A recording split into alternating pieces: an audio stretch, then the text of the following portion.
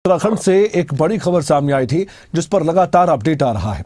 अंकिता भंडारी हत्याकांड मामले में सत्ता पक्ष और विपक्ष में खींचतान चल रही है। आरोप प्रत्यारोप का सिलसिला लगातार जारी है। अंकिता भंडारी हत्याकांड में राजनीति होना कोई नई बात नहीं है। इससे पहले ही हमने उत्तराखंड में ऐसा देखा, लेकिन जब भी कोई नई खबर आती है इस केस को लेकर तब राजनीति परवान चढ़ती है और फिर अपनी अपनी तरह से अपनी राजनीति को चमकाने में नेता लग जाते हैं। अंकिता भंडारी हत्याकांड से जुड़े ऑडियो घटनाक्रम में एसआईटी फिर से जांच कर रही है। ऑडियो क्लिप वायरल करने वाली महिला उर्मिला स्नोवर से एसआईटी ने पूछताछ की। उर्मिला स्नोवर ने देहरादून पहुंचकर एसआईटी को जानकारियां दी हैं। आरोपों में फंसे पूर्व बीजेपी विधायक ने आरोप लगाया कि उर्मिला और कांग्रेस ये षड्यंत्र रच रहे हैं और उनको बदनाम करने का ये षड्यंत्र रचा जा रहा है। सबसे पहले सुनवाते हैं दोनों तरफ से क्या कहा गया, उसके बाद हम आपको इस खबर के बारे में गहराई से जानकारी देंगे। 6-7 घंटे मेरे ख्याल से एसआईटी जांच चली है और जो भी चीजें हमें पता थी सभी चीजों से रिलेटेड हमने पूरे सब जवाब दिए हैं। जो सब चीजें हैं और हाँ सब दिए पूरी रिकॉर्डिंग भी बताई, टाइम भी बताया, हर चीज जो पूछा। इतने घंटे आप पता है कि बातचीत चली है। तो ऑडियो रिकॉर्डिंग के अलावा कोई अन्य सबूत भी आपके पास जो आपने एसआईटी को दिए हैं? वो देखिए बाकी सुरेश राठौर देगा, क्योंकि सुरेश राठौर और वो बहुत ज्यादा लंगोटिया यार थे, दुष्यंत कुमार गौतम, तो वो उन्हीं को पता है, उसी के विषय में वही। देखिए लोग, हाँ, मैं बताती हूँ, मुझे बहुत गुस्सा आ रहा था क्योंकि कल हमें पता कि किस तरह से हमने कल भी हम कई घंटे एसआईटी जांच में रहे और हमें बहुत ज्यादा बुखार था, वॉमिटिंग से लग रही थी, लेकिन लोग हमारे बारे में कह रहे हैं कि बिक गई है, किसी सत्ता के हाथों बिक गई है। अगर हमें बिकना होता तो आप बताइए ना। हमने वो भी बताया कि किस तरह से हमारे ऊपर हत्याओं के षड्यंत्र हुए। जैसे हम सबसे पहला लाइव गए थे, उसके बाद भी हमारे घर पुलिस की गाड़ियां भर के गई है, रात को 1:30 बजे, फिर उससे अगले दिन भी गई हैं। और किस तरह से हम बचते बचाते हम 29 दिसंबर को हम वहां से भागे हैं, शूटिंग से अपने भागे हैं। षड्यंत्र के तहत बिल्कुल स्पष्ट करना चाहूंगा, उर्मिला सनावर के द्वारा कांग्रेस से षड्यंत्र किया गया। षड्यंत्र करके मुझे बदनाम करने का प्रयास उर्मिला सनावर के द्वारा किया गया है। दो पक्षों के बीच की वार्ता को तोड़ मरोड़ कर डीफेक करके मेल्ट करके उसको ऑडियो से वीडियो बनाकर उत्तेजना फैलाना आपराधिक काम है। मेरे द्वारा कभी आज तक कोई ऑडियो वीडियो कहीं भी पोस्ट नहीं की गई और ना मैं इस तरह का करना चाहता हूं। इस तरह के माहौल को खराब नहीं किया जाना चाहिए और कांग्रेस को इस प्रकार की शर्मनाक राजनीति नहीं करनी चाहिए।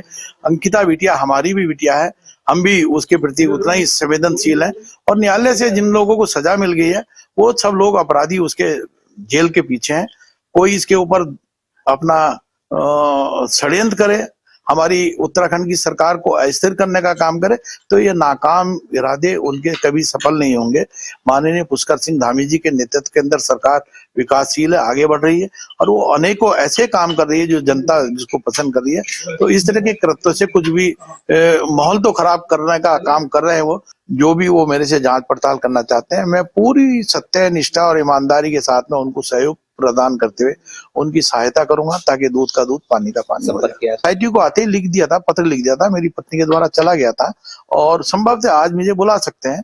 अगर आज समय नहीं मिला तो कल बुलाएंगे, मैं एसआईटी के सम्मुख जाऊंगा। इस खबर पर हम जानकारी जुटाएंगे, चर्चा करेंगे। हमारे साथ हमारे ब्यूरो चीफ राव शफात अली उत्तराखंड से देहरादून से जुड़ चुके हैं। राव शफात अली, अब अंकिता भंडारी हत्याकांड में क्या नया मोड़ आया है, क्यों ये सब कुछ हो रहा है? खबर की तह तक हम पहुंचना चाहते हैं और आगे क्या होगा हमारे दर्शक जानना चाहते हैं, क्योंकि ये पूरा केस उत्तराखंड में नहीं पूरे देश में चर्चा का विषय बना था। देखिए, इसको अलग अलग पहलुओं में समझा जा सकता है कमल, क्योंकि अंकिता भंडारी जो उत्तराखंड की बेटी थी, हत्याकांड हुआ था।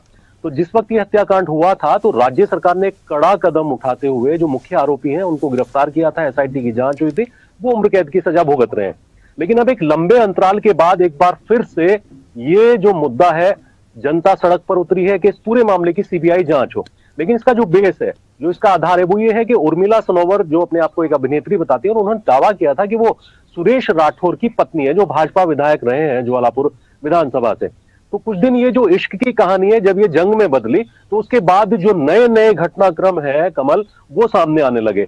उर्मिला को उन्होंने अपनी पत्नी मानने से इनकार कर दिया, जो भाजपा विधायक थे सुरेश राठौर। उसके बाद से कुछ ऑडियो क्लिप उर्मिला सनोवर की तरफ से सोशल मीडिया पर जारी की गई, जिसमें कुछ नाम लिए गए, कुछ बड़े नेताओं के, भाजपा से जुड़े हुए नेताओं के नाम लिए गए। अब ये जो ऑडियो थी ये सही है, गलत है, फेक है, एआई से बनाई गई है, इसको लेकर के भी आरोप प्रत्यारोप चले। लेकिन राज्य सरकार ने इस पूरे मुद्दे को गंभीरता से लिया और इसके लिए एक एसआईटी और बना दी। और यह भी अपील की गई, मुख्यमंत्री की ओर से भी प्रेस कॉन्फ्रेंस की गई थी और एसआईटी ने भी कहा कि जिसके पास जो भी सबूत है अंकिता भंडारी हत्याकांड से जुड़े हुए, वो सबूत ला करके उनको दे।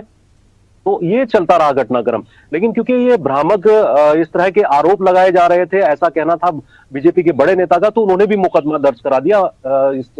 जो सुरेश राठौर है भाजपा के पूर्व विधायक, उनके खिलाफ भी करा दिया और इसके साथ जो उर्मिला सनोवर है उनके खिलाफ भी करा दिया।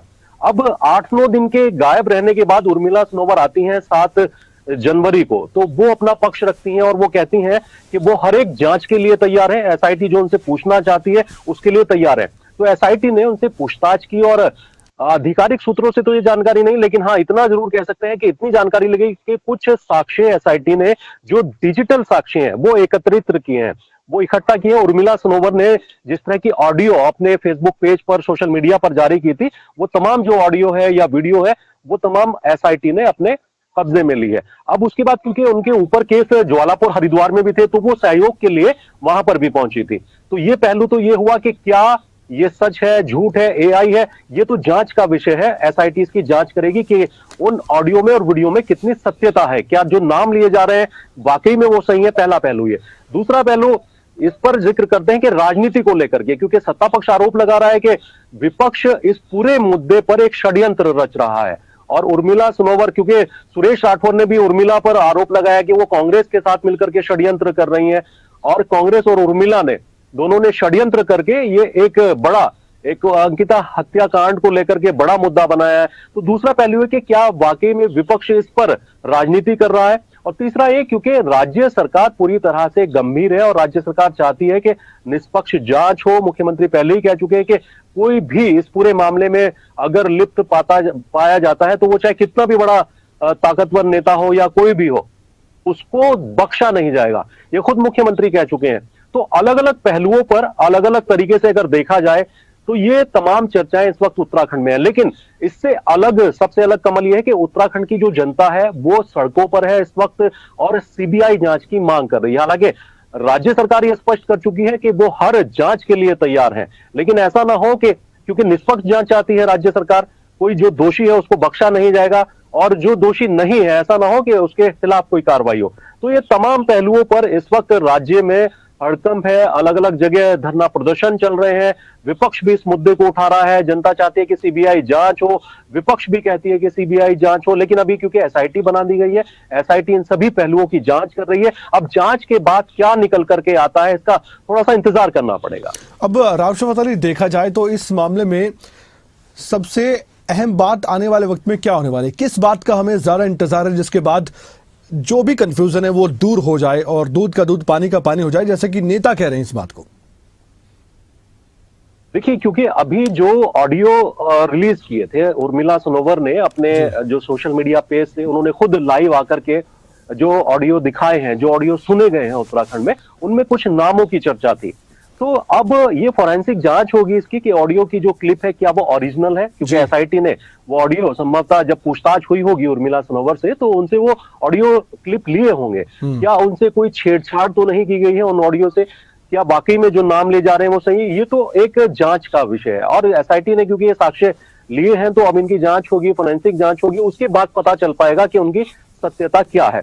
लेकिन इस पूरे मुद्दे को लेकर के जनाक्रोश जरूर देखने को मिल रहा है और ये जनाक्रोश थोड़ा सा कह सकते हैं कि सत्ता पक्ष के खिलाफ जाता नजर आ रहा है। उत्तराखंड के अलग अलग क्षेत्रों में, अलग अलग जिलों में, अलग अलग क्षेत्रों में धरना प्रदर्शन इस बात को लेकर के हो रहे हैं कि अंकिता भंडारी को जो न्याय मिला है वो न्याय पूरा न्याय नहीं था। जो मुख्य आरोपी जिनको बनाया गया था, जो इस वक्त उम्र कैद की सजा काट रहे हैं, इसके बाद भी जो ऑडियो में नाम लिए जा रहे हैं वो नाम का खुलासा राज्य सरकार को करना चाहिए, उनके ऊपर कार्रवाई करनी चाहिए। लेकिन यहां आप समझिए कि अगर कानूनी तौर पर देखा जाए कि ऑडियो की सत्यता के बाद ही उन नामों पर कार्रवाई हो सकती है। अब उससे पहले क्योंकि राज्य सरकार कह चुकी है कि हर जांच के लिए तैयार है, तो एसआईटी उन नाम की, उन ऑडियो की, उन वीडियो की जांच करेगी। उस जांच के बाद क्या निकल के आता है तो थोड़ा सा, क्योंकि सभी लोग इस बात का इंतजार कर रहे हैं, तो अब राज्य सरकार का तो देखिए स्पष्ट कहना है कि कोई भी दोषी बख्शा नहीं जाएगा, वो चाहे कितना भी बड़ा ताकतवर नेता हो या कोई भी हो। लेकिन उसे छोड़ा नहीं जाएगा, ये मुख्यमंत्री खुद ही कह चुके हैं। लेकिन अब क्योंकि जनाक्रोश धीरे धीरे बढ़ रहा है, विपक्ष इस जनाक्रोश के साथ नजर आती है, लगातार धरना प्रदर्शन हो रहे हैं, तो ये थोड़ा सा एक खामियाजा या थोड़ा सा नुकसान भाजपा को भी आने वाले वक्त में, क्योंकि 2027 में देखिए उत्तराखंड में भी चुनाव होने, तो ये बड़ा मुद्दा भी बन सकता है। जी। एक अंतिम सवाल है, संक्षेप में बताइएगा, आपको लग रहा है इस मामले पर भी पॉलिटिक्स हो रही है? देखिए, आरोप प्रत्यारोप तो इसी बात की ओर इशारा करते हैं। सत्ता पक्ष कहता है कि विपक्ष भ्रामक प्रचार कर रहा है, भ्रामक जानकारियां जनता के बीच ले जा रहा है, और ये जो आरोप सत्ता पक्ष ने विपक्ष पर लगाए हैं कि अंकिता भंडारी को मुद्दा बना करके, उनका सहारा लेकर के, इस हत्याकांड का सहारा लेकर के विपक्ष अपनी राजनीति को चमका रहा है, इस तरह के आरोप सत्ता पक्ष ने लगाए। लेकिन दूसरी तरफ अगर देखें तो विपक्ष कह रहा है कि राज्य सरकार बड़े लोगों को बचाना चाह रही है। तो ये तमाम आरोप प्रत्यारोप चल रहे हैं, और ऐसा नहीं कि आरोप प्रत्यारोप अभी रुक जाएंगे, थम जाएंगे, क्योंकि चुनाव का दौर आने वाला है। तो चुनाव के वक्त तक मुझे लगता है कि मुद्दा सत्ता पक्ष और विपक्ष के बीच में बड़ा होने वाला है। शुक्रिया, विस्तार से आपने इस खबर पर जानकारी दी और खबर की तह तक आप पहुंचे राष्ट्रपति, बहुत बहुत धन्यवाद।